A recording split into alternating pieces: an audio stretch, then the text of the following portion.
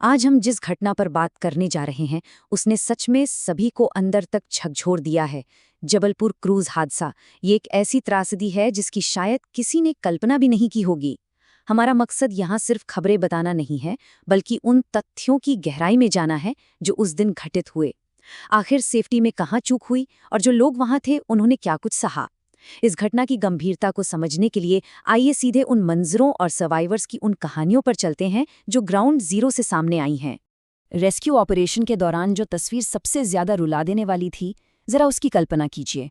एक माँ जिसने अपने 4 साल के मासूम बच्चे को जोर से सीने से लगा रखा था। आखिरी पलों में जब बचने का कोई रास्ता नहीं दिखा तो उन दोनों ने एक ही लाइफ जैकेट का सहारा लिया था। जब उन्हें बाहर निकाला गया तो वहां खड़ा उनका परिवार बिल्कुल टूट चुका था। ये एक ऐसा मंजर था जिसे देखकर किसी का भी दिल बैठ जाए। वहां मौजूद लोगों की हालत ऐसी थी कि शब्द ही नहीं थे। रेस्क्यूअर्स, बड़े बड़े अधिकारी, मीडिया वाले, कोई भी अपने आंसू रोक नहीं पा रहा था। यहां तक कि मंत्री राकेश सिंह, जो करीब 10 घंटे तक इस पूरे रेस्क्यू ऑपरेशन की निगरानी कर रहे थे, वो भी खुद को संभाल नहीं पाए और रोते हुए नजर आए। ये सिर्फ एक हादसा नहीं था, ये एक ऐसी मानवीय त्रासदी थी जिसका असर वहां खड़े हर शख्स पर साफ दिख रहा था। अब अगर हम ऑफिशियल आंकड़ों की बात करें जो जबलपुर के कलेक्टर राघवेंद्र सिंह ने साझा किए हैं, तो अब तक 9 लोगों की मौत कंफर्म हो चुकी है और 28 लोगों को सेफली बचा लिया गया है। लेकिन यहाँ सबसे बड़ी चिंता की बात क्या है पता है? 29 अडल्ट्स ऐसे थे जिनके पास ऑफिशियल टिकट्स थे, लेकिन उस क्रूज पर ऐसे बहुत से बच्चे भी थे जिनका कोई टिकट नहीं कटा था। इस वजह से आज भी ये क्लियर नहीं है कि असल में कितने बच्चे अभी भी लापता हैं। ये जो अनसर्टेनिटी है ना, ये इस हादसे को और भी डरावना बना देती है। आइए देखते हैं उन आखिरी खौफनाक मिनटों में आखिर क्या हुआ था। सर्वाइवर्स ने जो बताया उसके हिसाब से शुरुआत के 30-45 मिनट सब कुछ बिल्कुल नॉर्मल था। लोगों पर डेक पर थे, हवा का मजा ले रहे थे। फिर अचानक मौसम ने करवट ली। बहुत तेज आंधी आने लगी और क्रूज बुरी तरह से हिलने लगा। पानी अंदर आने लगा तो लोग डर कर नीचे कैबिन में भागे।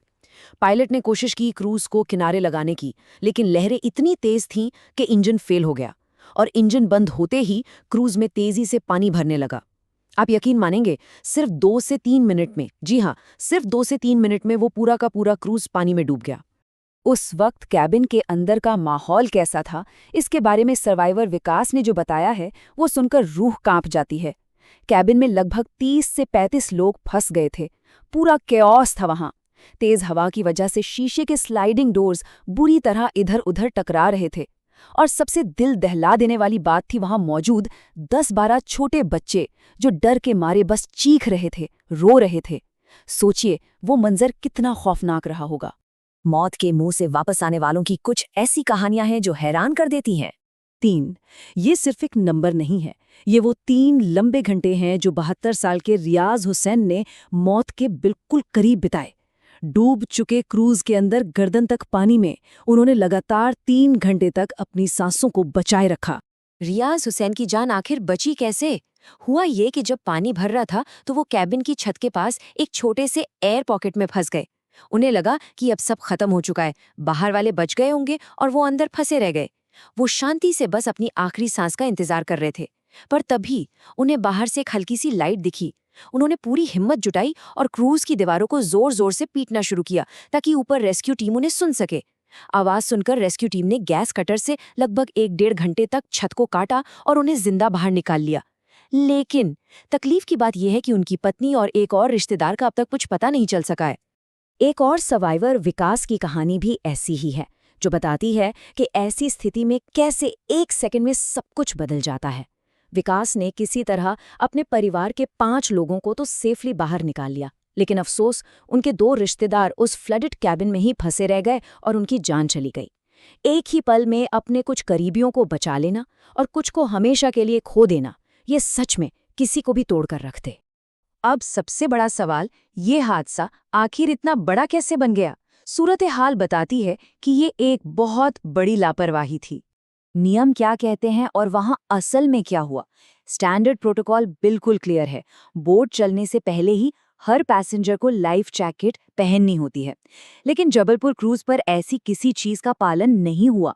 सर्वाइवर्स कहते हैं कि शुरुआत में उन्हें जैकेट्स दी ही नहीं गई थी। जैकेट्स वहां बस इधर-उधर फेंक दी गई थी और जब हवा आई और नाव डूबने लगी, तब अचानक अफरा तफरी में लोगों को जैकेट्स बांटने की कोशिश की गई। इस लापरवाही की गवाही खुद सर्वाइवर प्रदीप कुमार देते हैं। ये वही हैं जिनकी पत्नी और 4 साल के बच्चे की इस हादसे में जान गई। वो कहते हैं, जैकेट पहनते ही हादसा हो गया, बस 2-3 मिनट में सब खत्म हो गया। हमें खुद ही जैकेट्स ढूंढकर एक दूसरे को बांटनी पड़ी। अब आप ही सोचिए, जब नाव तेजी से डूब रही हो, लोग पानी से बचेंगे या लाइफ जैकेट ढूंढने जाएंगे? लेकिन पता है, इस लापरवाही का सबसे दर्दनाक हिस्सा क्या था? ये एक फेटल ट्रैप यानी मौत का जाल बन गया। जिन्होंने आखिरी सेकंड्स में जैकेट पहन भी ली थी, वो उस कैबिन में पानी के प्रेशर की वजह से फंसे रह गए, क्योंकि लाइफ जैकेट का काम आपको ऊपर पुश करना होता है, और लोग उस बंद कैबिन की छत से टकराकर वहीं फंस गए। अगर उन्होंने ये जैकेट्स पहले से पहनी होती और वो खुले डेक पर होते, तो शायद आज कहानी कुछ और होती। पर उस बंद कैबिन और पानी के प्रेशर ने किसी को निकलने का मौका ही नहीं दिया। इस हादसे के बाद प्रशासन ने आखिर क्या कदम उठाए, आइए देखते हैं। हादसे के बाद मध्य प्रदेश सरकार तुरंत एक्शन में आई। अगले ऑर्डर तक पूरे स्टेट में सभी क्रूज ऑपरेशंस पर रोक लगा दी गई है। टूरिज्म मिनिस्टर ने इन सभी क्रूजेस की सेफ्टी की गहरी जांच के ऑर्डर दिए हैं। इसके अलावा बोटिंग सेफ्टी से जुड़े जितने भी इक्विपमेंट्स हैं, उनका फौरन इंस्पेक्शन हो रहा है। साथ ही क्रूज पर काम करने वाले स्टाफ के लिए अब इमरजेंसी ट्रेनिंग को बिल्कुल मैंडेटरी यानी अनिवार्य कर दिया गया है। लेकिन यहाँ एक आखिरी और बहुत ज़रूरी सवाल उठता है, क्या किसी बड़े हादसे के तुरंत बाद लगाए गए ये नियम और बैन्स वाकई लंबे समय तक चलेंगे? क्या हम सच में इससे कुछ सीखेंगे, या फिर बेसिक सेफ्टी रूल्स याद दिलाने के लिए आगे किसी और ऐसी ही त्रासदी का इंतजार किया जाएगा?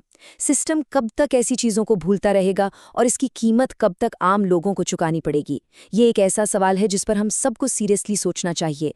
आज के इस विश्लेषण में बस इतना ही। जुड़े रहने के लिए शुक्रिया।